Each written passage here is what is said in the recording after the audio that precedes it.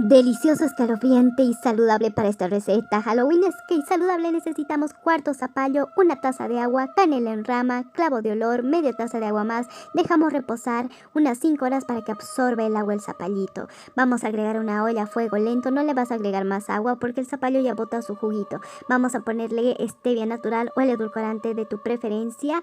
Le puse pasas, nueces, un limón, el jugo de un limoncito. Vamos a remover bien hasta que esté súper espesito, así como ves en el video. Vamos a vaciarlo a un envase de vidrio, lo dejamos enfriar y vamos a listar nuestras calabazas escalofriantes hechas de mandarina. Vamos a abrir un huequito al medio, sacamos toda la pulpa, le vamos a dibujar los ojitos con marcador o bolígrafo negro. Había un monstruo allá atrás que quería comerse mis mandarinas.